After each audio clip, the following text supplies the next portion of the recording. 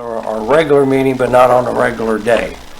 So we do have an old item on our agenda, and we didn't want to put it off for another month, or really would have been like a month to 6 weeks. So with that being ready to go, Jerry, do you mind doing a roll call? Sure. Chairman Gears? Here. Mayor Williams? Here. John Brown? Here. And I believe Chris Brown is trying to be here, but he's caught in traffic. Okay, that's fine. The first item we have is if everybody had a chance to read over our minutes of the last meeting.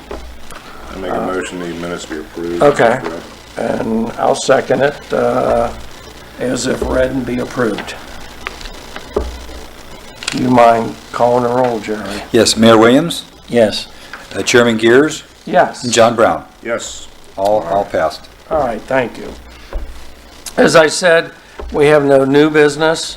Underneath the old business, we have basically the Phoenix Property Developers LLC representing owners of 4242 Ashland Avenue, book and page, and parcel number 651-0031-0052, 150 by 140, lot 37, or 36, 37, 38, which is located within a residential 1 and 2 family R2 zoning district, is requesting to separate lot 38 from the balance of the property. And it's really kind of a continuance from our last meeting of June 6th, because there was a lot of discussion and there was a motion made by the commission itself to continue this until July 11th, which is today, in order for the applicant to present a copy of the purchase contract and to have Edgar Construction, who is the current owner, to appear at the meeting. So that is why we're here today. And I didn't know if any of the representatives wanted to come forward to address the commission again, or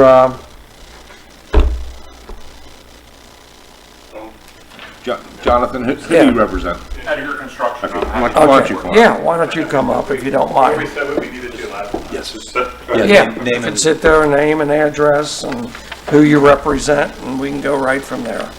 All right. When you say address, may I give you the address for Edgar Construction? Or are you asking for mine? No, Okay. for your,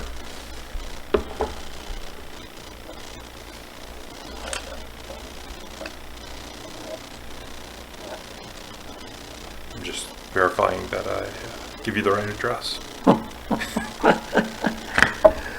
okay, we appreciate that. All right. My name is Jonathan Peak. I'm an authorized agent for Edgar Construction, who is the trustee for the property at issue.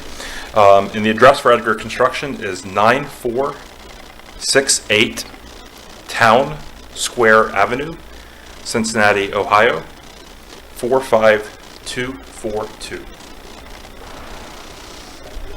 All right, thank you. That's, what kind of and I don't know, I imagine you were brought up to date, but what brought all this together is when they, Phoenix Property Developers came last month. They basically wanted us to subdivide the property or split a lot, but in reality, they didn't have any documentation of who owned the property. Yes. And I think at that time, Edgar still owned the property. And so we said, we need documentation of really who owns it, because, for example, without you being present on behalf of Edgar, anybody could come in, not that we didn't believe them, but ask for lot split of property that they really don't own. Yes. And if we would have approved that, when it all was said and done, it would have came back to us, why did we do it? So that's really why we asked a representative to be here with documentation, and I do know we have documentation in our packet, but it's up to if you want to say anything or have anything to say about it. Floor is yours. Great. Thank you, Chairman Gears. So yes, Edgar Construction is the owner of this property. Phoenix Properties, I believe, is the name of the LLC who's working on the rehab, is a beneficiary of our trust, and we give them full authority to make any of the repairs or rehabs, or in this case, a request for rezoning or split or subdividing the property. Okay. And we consent to their request. We don't have an issue with that. Okay. All right. John, you have any No, I mean, questions on? These are the items we wanted. Right. And if someone would have had these last time, it probably would have been taken care of then. Okay. But, yeah, I'm just glad someone brought in the settlement statement and a copy of the contract of purchase. Great. That's very helpful to know. Yeah, that's, I missed the last planning commission meeting, so if somebody can just indulge me just a little bit here. The 150 by 140, 36, 37, and 38, is that the total for all three of the lots? I'm sorry, I don't have that intimate knowledge. But the gentleman rehabbing the property may. Yeah, it'd be all three of them. It's all three of them, so then, Yes, it's all three lots right here. Okay, Here's so- the first two lots. You can see where the house, it's the driveway, the house is there, and this is the third lot right there. And we also been with an inspector, and he said, gave us guidelines, what to already do. So we're just putting this one lot off for this. This actually at one time, about over 50 years ago, the other gentleman who had owned this actually bought this and put it together as one. Okay. So at one time it was separate, and then we brought it as part of the whole parcel. oh, thank you. So, Thank you. so the 38, lot 38 would be 50 by 140, am I reading that correct? Yes. Okay. And so that would,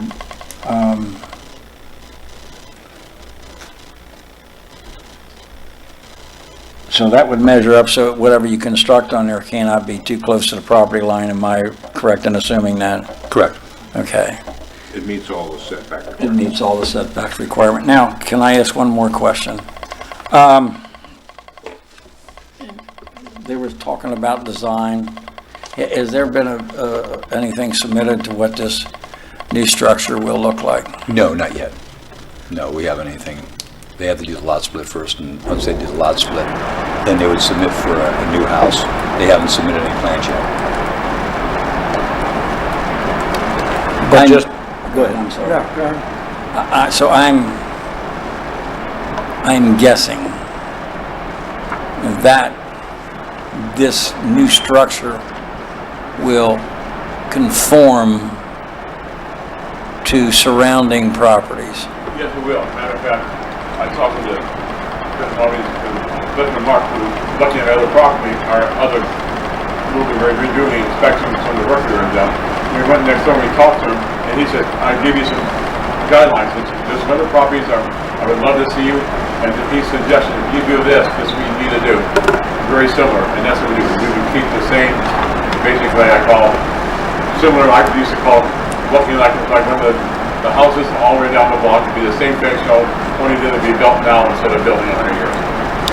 And see, it's interesting, and that's, for me personally, that's good to hear, because I think, I don't know whether you notice, the city's looking at different structures in different neighborhoods, if there's tear downs or lot consolidations, to what the houses will conform with the neighborhood, and how do we get to that point.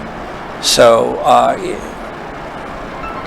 I guess I'll take your word for it, but like I said, I apologize for being absent, but that's one of the concerns I have. Oh, and San Diego, California, I was on the other side of the table, and we had this is how it looks, this is what to do, this is our guidelines. You didn't get anything unless you go within those guidelines. And I've been very careful with the inspector and talking to him, giving guidelines what to do. So they'll be within, we won't get a permit unless they are within the guidelines. Okay, I appreciate, Mr. Brown, I appreciate your information, and I thank you for yours, sir. Just for the record to note that our other member, Chris Brown, is now present.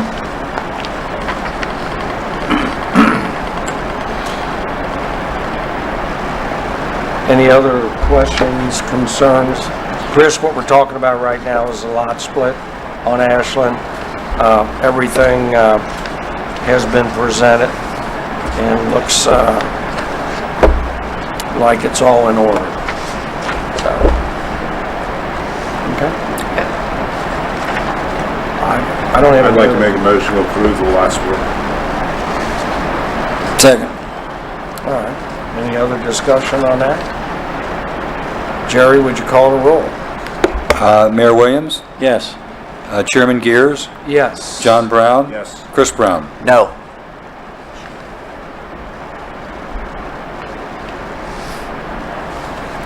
All right, thank you. Motion passes. Thank you, Jonathan.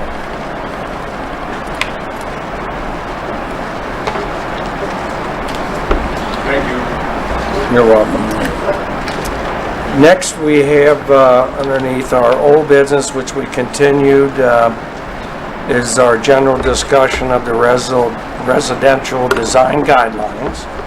And I know we continue that from last month's meeting to this month. And I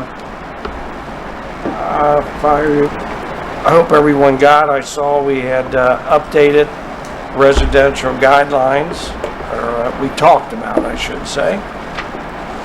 So, and I didn't know Greg was not going to be here.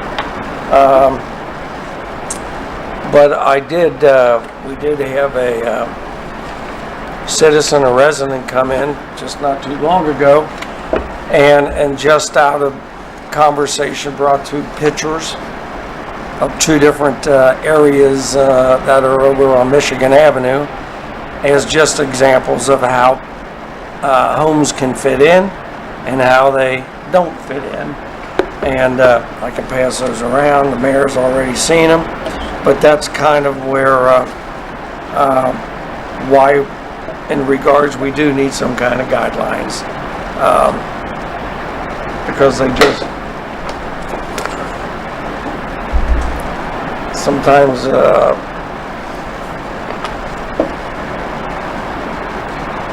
I'll let you guess which one fits in and which one doesn't, Chris. Shockingly, I think I can tell that, and I will note that the garages, they don't involve garages that they're still showing signs of fitting in and not fitting in. Yes, right. So, I wanted to just pass that on to the commission just to show that people are following us. And I did say, person said, can they speak at the planning commission? I said, in most cases, if it's on a topic we're talking about, yes, but if it doesn't get into a question and answer and a debate issue, we're not here for that reason. And along with that, I said, I think even before we would even move to the point to even put this on the agenda to hear, it would have to be a public hearing, Yes. open to everyone. So, that's why I passed that on. I hope everyone had a chance to review the updates. And are there any comments moving on from where we left off last month? I think I pretty much said my piece at the last meeting. Okay. I appreciate Greg's work in terms of trying to incorporate a compromise. My main position, of course, is with the garages. We do have some language there that is minimizing the garages in terms of dominating the facade. I would encourage the board to consider having the language that basically says a garage can be attached or detached, and for an attached garage set back 3 feet from the main building line. I know we have a compromise here of shall not extend past the front house. I would ask the board to at least entertain maybe 3 feet setback for an attached garage. Again, keeping in mind that these are people choosing to put an attached garage, and if doing so, we give them some parameters that we're looking for. Okay, and I'm just, if it is a detached garage, Correct? then, and I haven't read all of it over, but kind of like these pictures here, Correct, they're all in the rear, not in the front. correct. Okay. Yeah, are you differentiating between attached Yes. and built-in? Well, attached is Is built in. built. No, it's not. Are you referring to the underneath? Well, That's considered a built-in. okay, a built-in garage where you're coming in underneath, the only thing, those types of garages are, at least in my opinion, the issue with those is when you completely excavate the yard.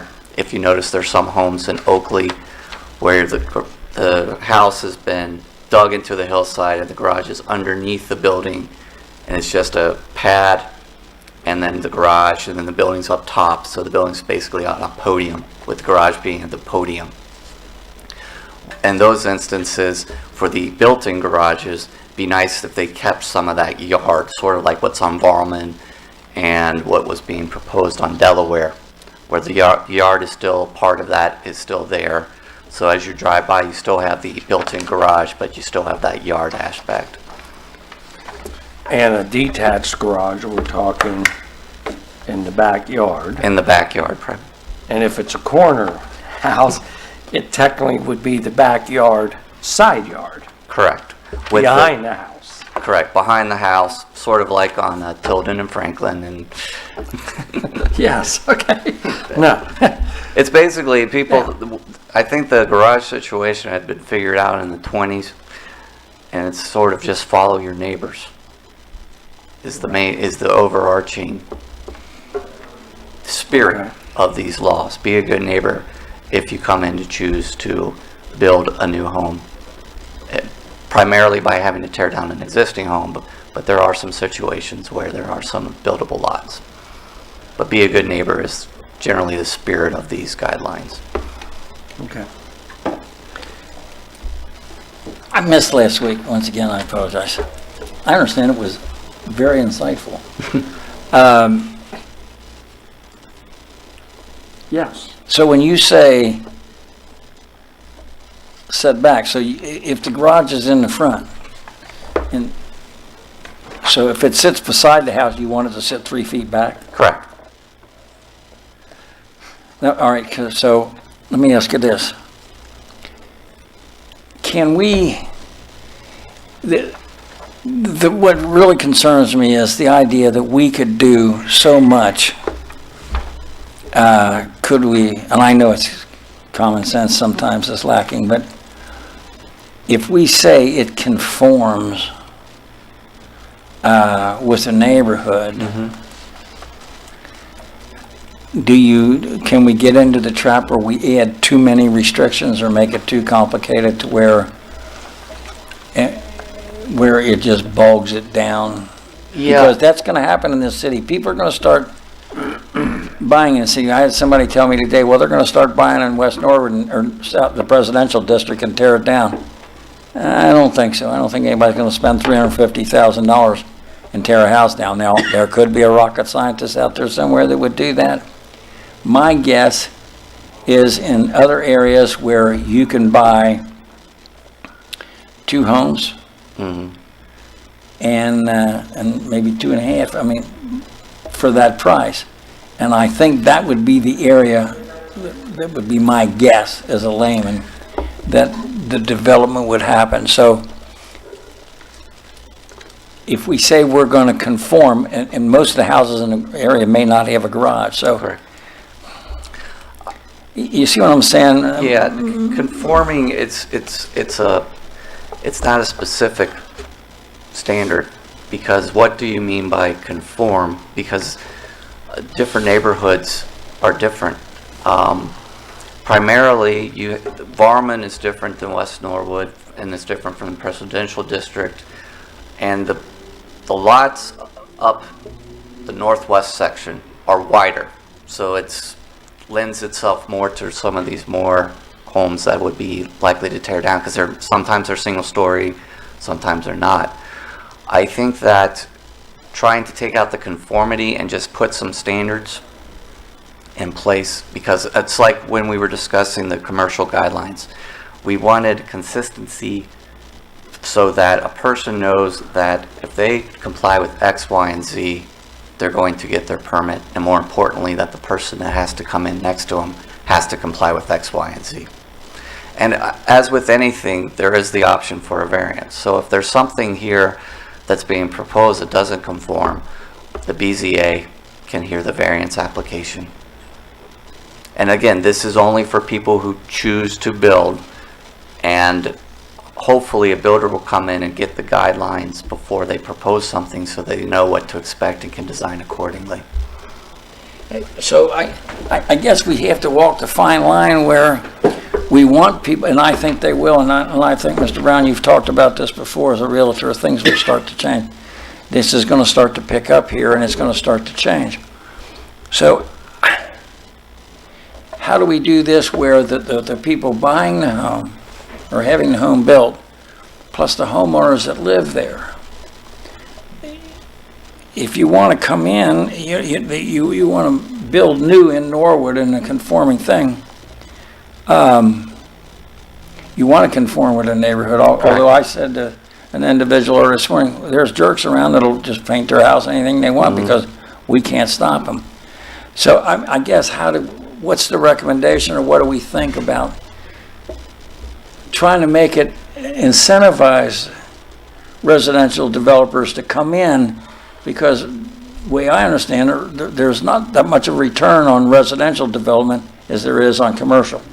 So how do we incentivize it and make the process smooth and seamless to bring them to come in? We know people are moving into Norwood now at a heavy rate, and this is going to increase. So how do we continue the flow by making it?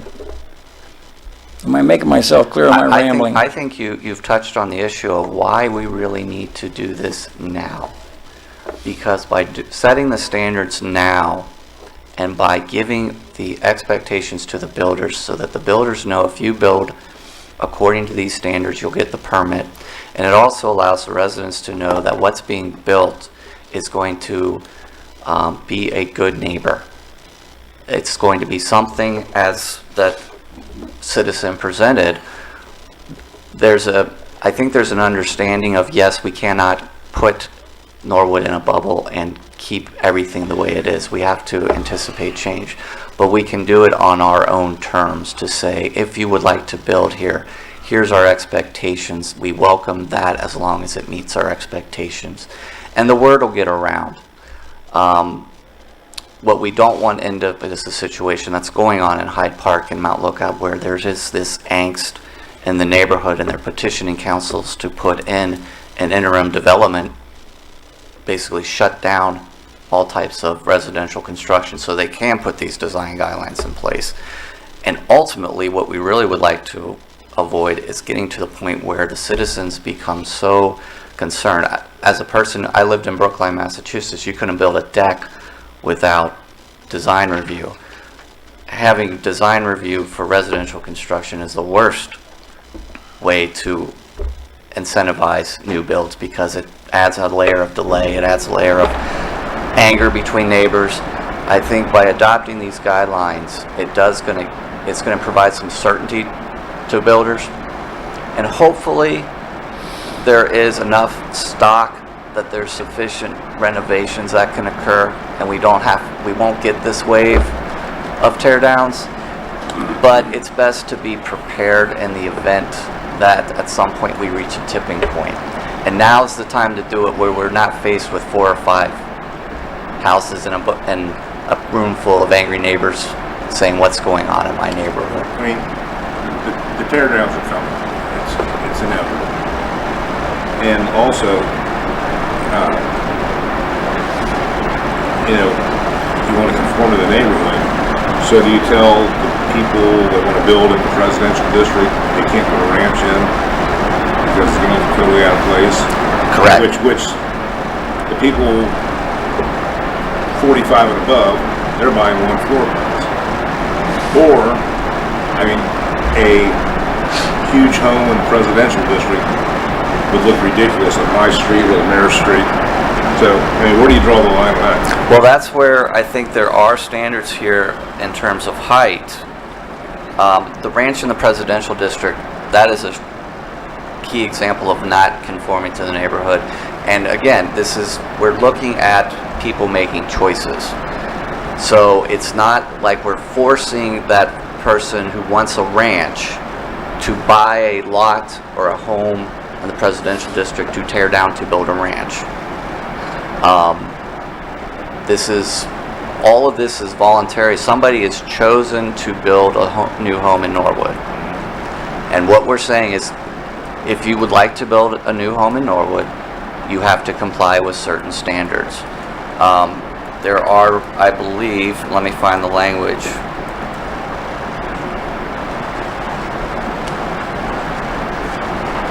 There should be, and I don't see that here, so that is something we would want to add. There should be language that basically says the new build cannot be more than 1 story more or 1 story less than the neighboring properties. So in your situation, we're talking up on Varman, you don't want that 4-story, 3-story home. And the presidential neighborhood, and some of these neighborhoods here in West Norwood, a ranch does look out of place. All right. Let me give you the perfect example of what I've seen on the news, and I chose sides by just watching the news, which is sometimes fatal. The deal in I think Mount Lookout or somewhere in Cincinnati, where this beautiful home they tore down, and those people were irate, and I don't blame them. I got a great big beautiful house, and I don't. I mean, if I had a great big beautiful house in Mount Lookout, and there was a nice house to me next to me, and it was in good shape, and somebody come in and tore it down and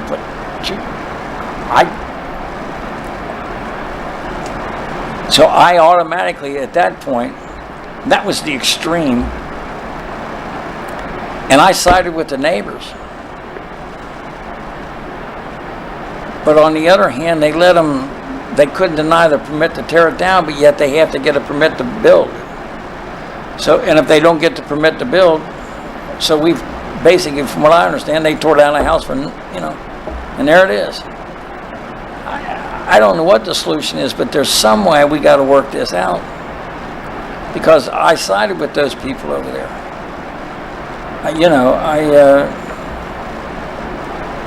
So I wish I knew wish I had a total answer for it, but we've got to find something. Well, and unfortunately, it's just like anything. There's never going to be a magic wand or magic code, but there are certain things, height and the location of the garages are the 2 biggest impacts in terms of a building fitting in. And I think that by having a height restriction and the garage and working the code, we will make mistakes. There'll be something that will be identified, but we'll fix the code so that going forward, if we had $10 million, we can do what Cincinnati tried to do and have specific pattern books and other types of architectural details that we can adopt, but we just don't have the money, and sometimes you don't want that rigidity. But the time to act is now, and to come up with some reasonable standards and acknowledge that if we give 10 new builds and all but one, like in that picture, really stands out, I think the code's working. What we don't want is a situation where we have 10 new builds and none of them are fitting in, because there's no guidelines, there's no standards, and we have a room full of people that will do the ultimate solution, which will be every new residential construction needs a design review and design approval. That's worst case scenario, but other cities have gone to that extreme. This is our trying to just, again, the spirit of neighborliness, hoping that a person that's building an environment respects that what's there already, but putting some standards in place just to remind them, hey, you got to recognize that you're not building in a farm field. You're building an existing neighborhood with existing neighbors who spend a lot of money and who are proud of their homes and have upkeep their homes. And really, they have an opinion as to what gets put in. John, as a realtor, I mentioned this house on Ashland Avenue. This is the prime example. Is this the tip of the iceberg? I mean, is this the beginning that, you know, we've had, this will be the second one.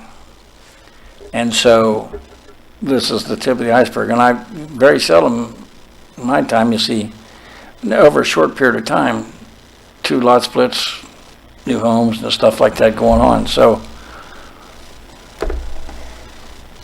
I wish I had all the wisdom, but I know it's one of those things where we got to do something. I'm just not sure. Because it can get carried away so fast and we'll wish we'd have got control of it. So now, do we continue on or make a recommendation to council, or do we have public hearing and get people's input? I think at this stage, Are you asking me, Mr. Mayor? Yeah, Are you asking my opinion on any of what we talked about today? sure, go ahead. Sure. First of all, I appreciate all the stuff that Greg's done too. But as Chris and I had debated last meeting, beauty is in the eye of the beholder. What one person may think, or 2 people, or 4 people may think, other people may not. I'm a market-driven person. I think the market will bear and build what the market will sell. And I think most, if not all, builders will build according to what the neighborhood is and how it's already designed. You may have maybe 1 or 2 that won't, but the majority of them will. As we talked last week, before in these guidelines, they can be out of hand. These guidelines currently talk about limiting the amount of vinyl siding on a house, only 15%. They also talk about installing, like we talked about the last meeting, carriage design garage doors, which adds about $3,000 to a house.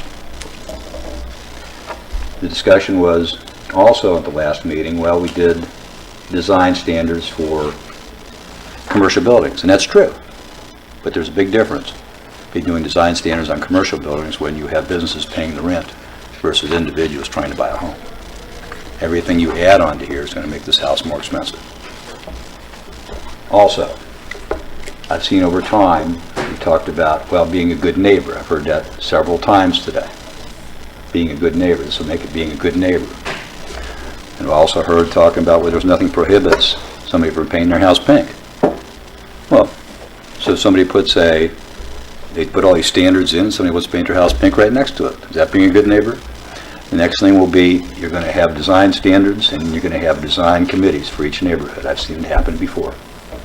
And then you're going to regulate everything within that neighborhood.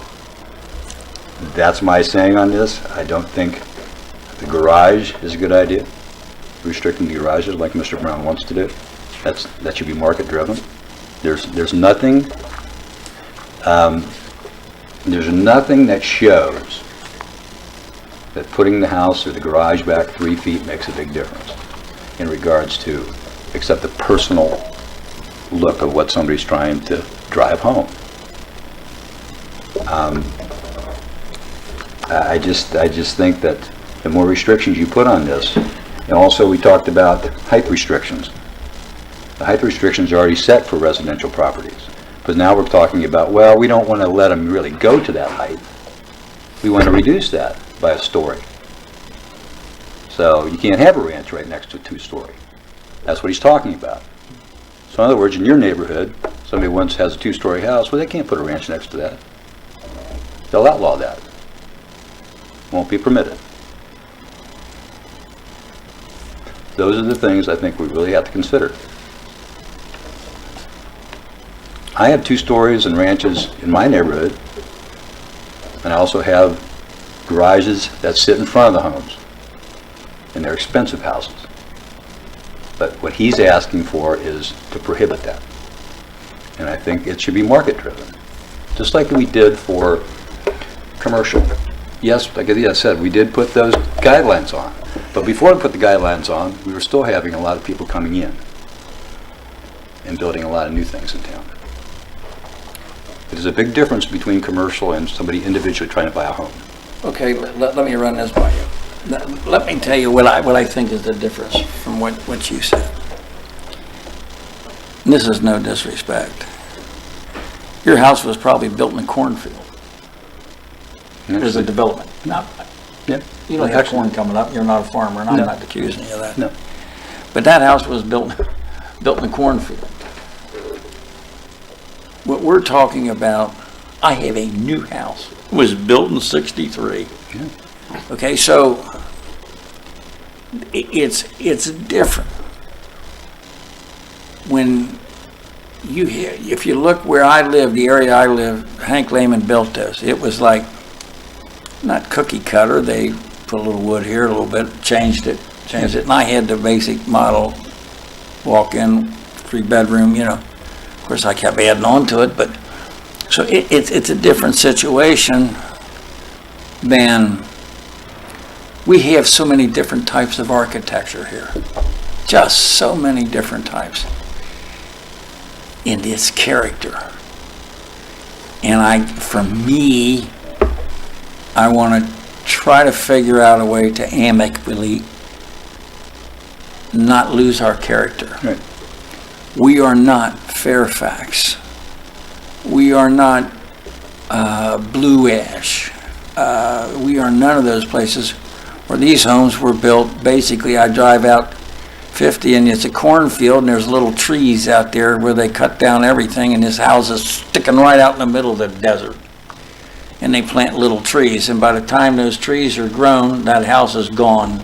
And, you know, so I guess, how do we hammer out? And Mariemont, I guarantee in Mariemont, you're not going to go in and do anything like that. Madera, you're not going to do anything like that. How do we regulate it so we don't lose our character? And that's why people come here. If we lose our character, if we I'm not saying over-regulate, but we have to figure out a way not to lose our character, not to lose what's made us what we are. And I don't want to see a house, I live in a 1-floor plan, I don't want to look out next door, not that anybody's going to do it, it's hypothetical, and look up and see that. I have a 1-floor plan. We planned on this since 1972. But the way I look at it, maybe I'm missing the point, it's character.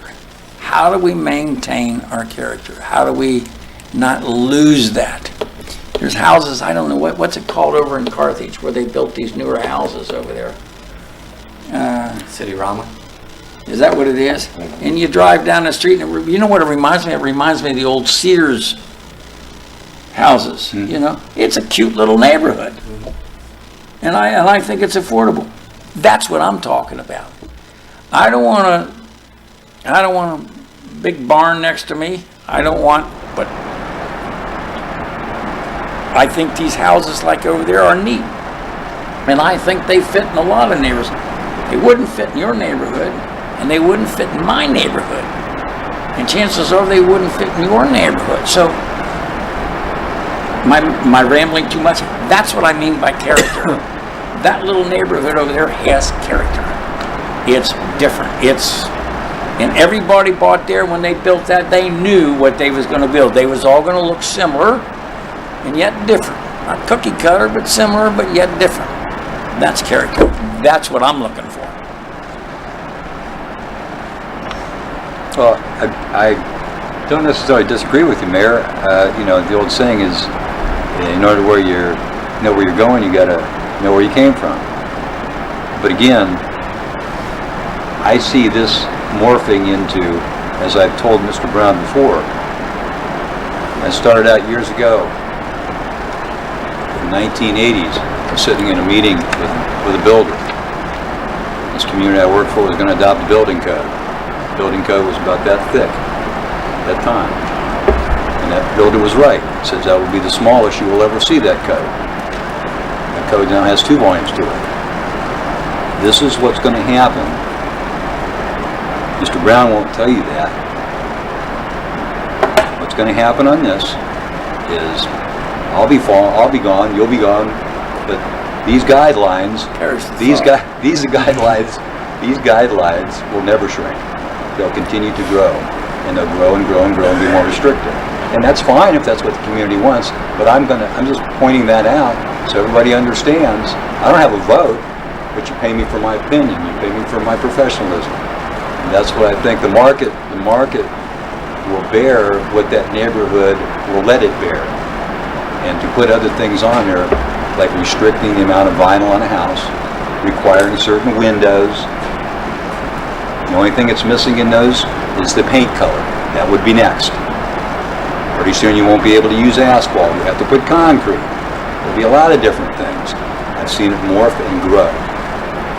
As long as everybody understands that, I mean, like I said, I don't have a vote, but you pay me for my You're like opinion. homeowners associations. Absolutely. You can go to Marymount, you can probably find where they'll only let you probably put certain colors on the house. He won't tell you that. You do the same thing in Montgomery. And so say Well, we then, do wait, that. now, see, you're gonna get my And say we do confidence. that- Then why the hell aren't we just as good as Montgomery and Marymount? I think we are. And I think you we are. deserve everything that they've I got. think you are too. And I think I'm just as good as anybody from Montgomery or Marymount or any other Well, damn sure, but place. my point is, do you want to be a Montgomery or do you want to be Norwood? I would like to be a Montgomery and Marymount. I would like Montgomery and Marymount to be the Norwood of Hamilton County. Each community is different in its own respect. You know? So we have It's to no respect the community. It's no different than where I live. Each community is unique to its own area. But again,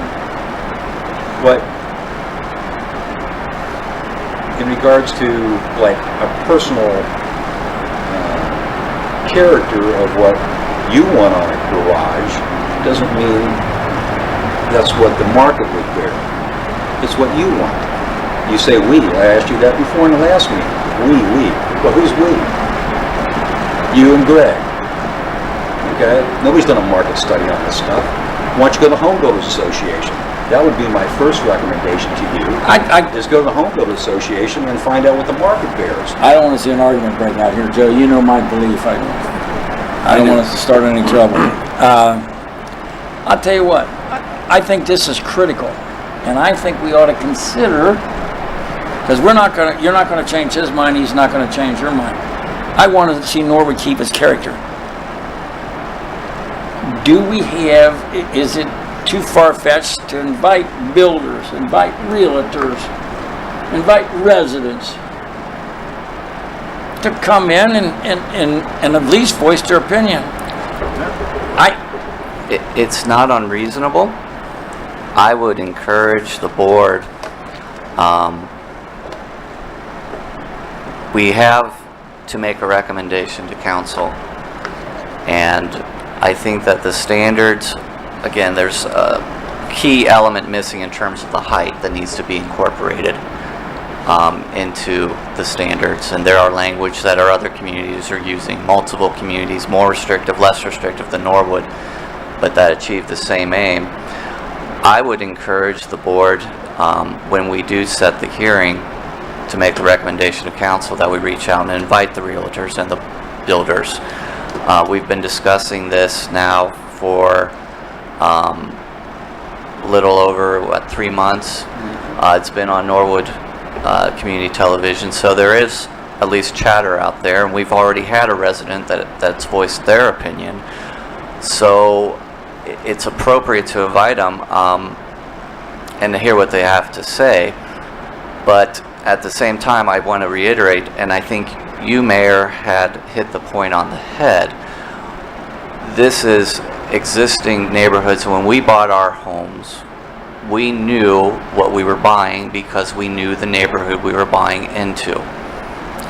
Someone else who has purchased a home in a subdivision knows that their home is going to what they're getting into. Now, with these tear downs, what's happening is the neighbors never anticipated what could be built next to them. And there is a real fear because the home is a home. It's more than an investment. So that's why at least giving the neighbors some comfort in knowing hey, there might be a tear down in your neighborhood, but here's what to expect. Might give them some comfort and may keep them to the point where they don't require design review.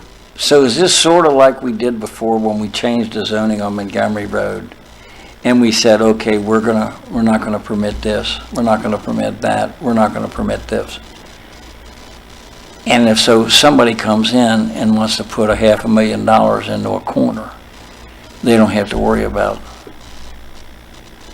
the lower skilled business. John, you made an interesting point. As a realtor, when you said homeowners association, Well, I mean, that's what basically, if they start, if us, the city, the planning commission, whoever, starts saying, okay, you have to have these certain types of garage doors. You can't put up flagpoles. You have to paint your color. You can't paint it the same color as your neighbor's house, but you have like 5 choices. It can go on and on. can we modify this thing to come to an agreement? That's why you brought up the idea of having some kind of a panel, I guess, with realtors and builders and citizens and rather than, I know you and Greg have done most of the work on this. Mm-hmm. I think it needs to be brought in. Jerry's expertise needs to be in there. I would encourage, you don't want it to die by committee though. I agree. And a panel, there's an opportunity to not necessarily have a panel. People can review, they can make comments, they can present their opinions to the board. And as the commission, we simply make the recommendation to council on the terms of the language. So there will be multiple opportunities for multiple participation. What I would suggest is, if I can, what I would suggest is similar to what John was just talking about. But you put a time limit. If you have a panel of either realtors, builders, and several other people from staff here, and then you give them a time limit, and you say, here, review these, and bring us back your thoughts by this date. Like a survey almost. That's right. You bring it back by this date. And it doesn't die in committee. You bring it back. Those are the final comments. Planning Commission reviews that, either considers those comments or don't. But I think it's not going to die in committee. I mean, it's not like Blue Ribbon Commission where you're going to sit there and have it sit and go away for 5 years. You could put a limit on it and have them come back in 4 months. But you need to give them time to look at this. Again, you've got 2 individuals. You've got yourself and Greg promoting this. And I don't think that's fair. You know of. I don't think that's fair. I think you need to involve the parties that are going to be either selling property or buying property or building property. Wait a minute, here, we're getting a little personal here. It's just 2 people, but it's 2 people that took it on in an effort to try to find a solution. I'm not being disrespectful. Well, I know, but you know, don't misunderstand. But you had 2 people that took it on trying to find a solution. And so the solution that they've come up with may not suit everybody. Nothing does, but I think it's a basis to begin the conversation. Had the solution not come up with, there would be no conversation, and we would be stumbling down the road forever. It's like anything else. It's like our finances. Now's the time to start to cure that problem. This is the time to start to cure this problem. And so what they've done may not agree with everybody, but it's a start. They've taken the time. Now the wisdom comes from people who say, how do we move this forward? And try to work out our differences, but how do we move this forward and find a solution? You take realtors, you take somebody like Chris, yourself. We all can figure out a way to work on a solution. You've started it. You've put the work into it. You and Greg both. And there's going to be difference. And I can assure you that I don't see 100% agreement coming here. So we've taken it, and I've tried to mend fences, haven't I, Joe? And so now what do we do from this point on? I think this commission has taken it as far as they can. And I think this commission owes it collectively to council and everybody else to explore our options, how to move forward to solve the problem. That's it. That's as simple as it's going to get. I think that Jerry had a very good idea of circulating these to builders and realtors. It may be a situation where we say that we will review this in September, October. In the meantime, this will be circulated. That'll allow the interested parties to voice. And then in October, we vote we listen. There may be some give and take. We may be clobbering and crafting the regulations, but then ultimately at the October, we make a recommendation to council so that they can at least consider it by the end of the year. Before the end of the year. And also, it gives us some time to have everything in place during next spring's start of the construction season. Sounds good. And again, when it gets to council, they'll have an opportunity to take more input. And I think it's important that the residents, because these are the people that this is going to impact, what do you want your neighborhood to be? And they should, if they have an opinion, they should speak so that we can listen and incorporate and have them, so that we know that it's not two guys in a basement, that this is actually speaking to the larger city. No, I don't have a problem with that. I guess my question is, how do we get the cleaned out version out to people? I'd leave it up to Jerry. He's more familiar with the builders, and it might be as simple as something as a manila envelope. John, realtors. You figure out who's doing the business in Norwood. Also, a lot of builders have their own realtors. I would also suggest you could have the home builders, Cincinnati home builders look at it. They're located in Springdale. Because they may look and say, yes, I agree with some of these. They're not going to be automatically saying, no, I don't. I've worked with a lot of different builders and the executive director from the Home Builders Association.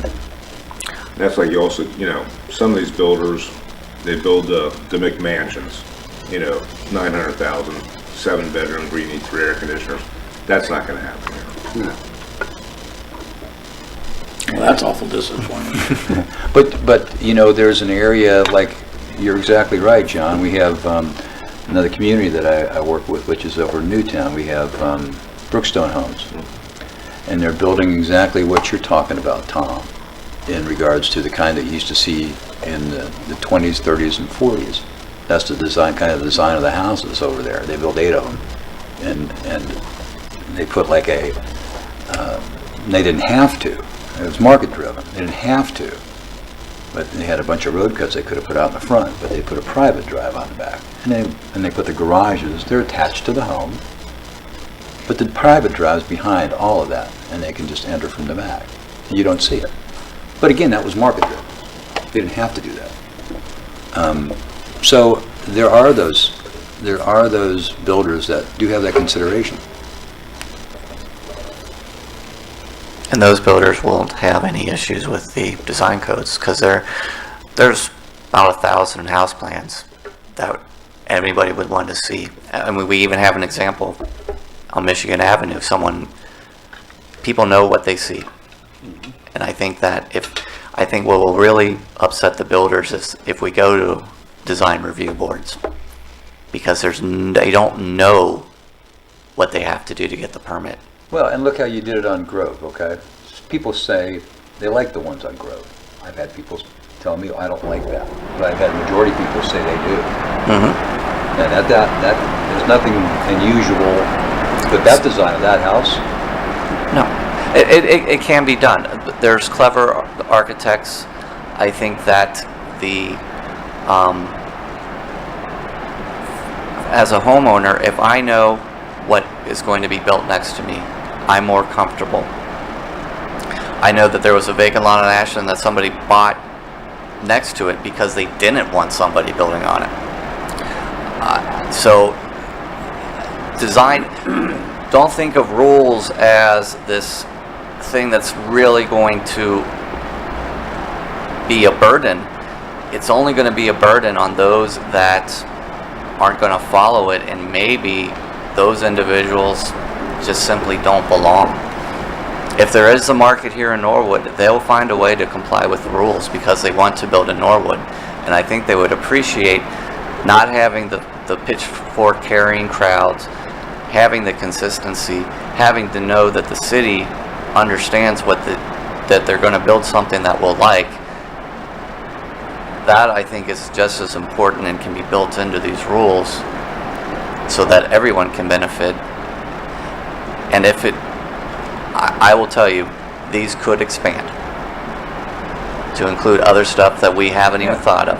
Or they could reduce it. Or they could reduce. But we have our BZA, and it will only be by the will of the people, because if we're putting in the paint restrictions in the homes, I guarantee you, people are going to have something to say about it, unlike a homeowners association where you're contractually obligated. I would use the example, and I didn't read the whole article, but I know apparently what I did read is, I guess up in Kenwood, Sycamore Township, they want to develop a $90 million project. And from what I read, the residents in that area kind of stormed their planning commission last night, and they said, I guess they turned it down. And so I understand what the problems are going to be, or could be, versus something like that. Now, looking from the outside, a $90 million project versus all, and I guess it was like in a older apartment development area, replacing that, looking from the outside, said, why not? It's pretty good to me. No, but again, we're not like up in Silverton where they're doing that development of housing and along Montgomery Road across from Esther Price. Most of that was a vacant field. Correct. But again, just using Sycamore, they wanted to go in and tear down a big area, and we're going to put this whole new thing in there. So, but I follow it. So, is the idea we're gonna send packets out? I believe so. I think that Greg would need to clean up what he's Well, got there. yeah, I think we need to have it cleaned up, and I think we need to have a cover letter for sure. You know, explaining what we're looking for, and if we have a timetable, and I think we got to have a timetable. But I guess when the packets go out, do we want their comments in writing so we can even review it, versus, and I don't mind comments, but open it up and we have a packed house and it just goes on continuously. That's kind of my thoughts.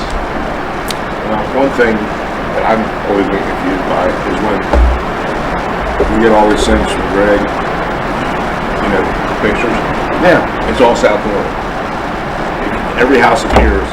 There are no Other areas. There's no areas, the Norwood View area, West Norwood area, the North Norwood area, Upper North Norwood area. It's totally different. You've got basically 5 or 6 different neighborhoods here. They're not all 2 and 3 stories. And that's a good point. And maybe that should be included, or we could suggest or request that that be added in there, so that if I am a builder, I don't think, that's a good point, John, every home is like in the pictures. And we even break it down as here are the type of homes in the 5 or 6, 7 different residential areas we have. Well, I think that would be a good thing for Greg to throw in there and say, Yes. this is Good area idea. this is this. And it might even behoove if he could show it to John and say, look, have I covered the bases on this, John, and all the different neighbors? John would be happy to look and say, okay, that's a representative house in this area. It's not, it's a typical in that particular area. And then clean up the language, take the photos, show the different areas within those neighborhoods. And John could just at least look at the houses and say, okay, that's a representative. I And then he could look at it, and then we could send it, then we could Greg could put a cover letter on it. We can you could review the cover letter before it goes out. Yeah. And then we can deliver it to different entities. And I think that's an excellent idea. And there are some very nice ranch and single-family homes. There are a lot of nice homes in Norwood of various different types, and that's why it's important. The view area is basically, Warren, Ralston, Hunter. Most of them are 2, maybe 3 bedroom, 1.5 story homes. Correct. Bungalows. Yeah. See, even though there was no President Varlman Court, I consider our area just as vital as anybody else. So That's newer than yours. it was a priest instead of a president, but. All right. So we just table this, or? Well, I think we'll have our August meeting, and I think if we get, all right, we do we checked everything out by then, and that would give 30 days, should be more than enough. If we approve everything in the August meeting to go out, give them 1 month to answer us, and that would give us a September, kind of following what Chris suggested. And then at the October meeting, at the September meeting, we should have all the comments in writing. I would think I'd rather have it that than have a free-for-all. Right.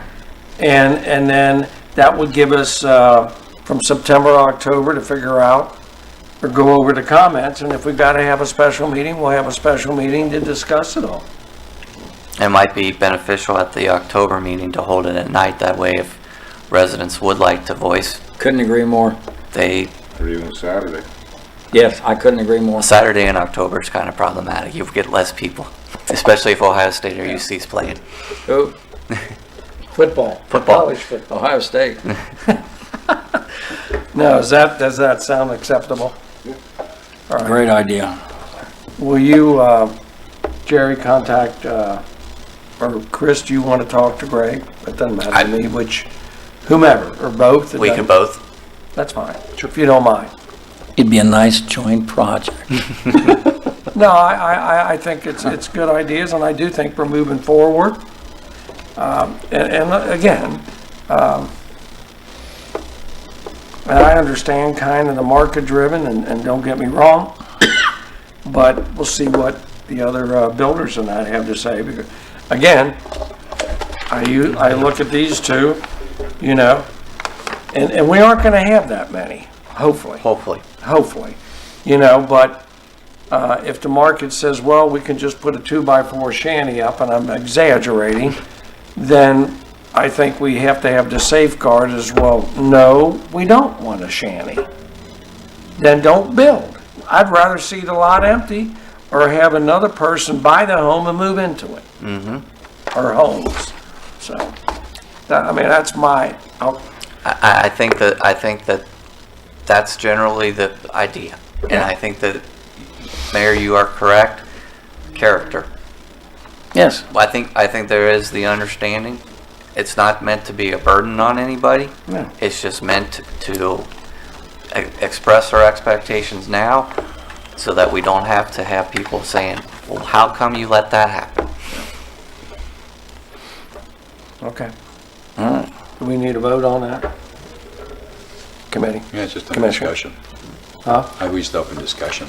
Okay. And we will continue this to our August meeting, and we know what we're going to be doing. Yep. Anything else for the good of the order? Do I hear a motion to adjourn then? Motion to adjourn. I'll second. Okay. All right. Any discussion? If not, would you call the roll, please, Jerry? Chairman Gears, Yes. Mayor Williams, Yes. John Brown, Yes. Chris Brown. Yes. Okay. Thank you.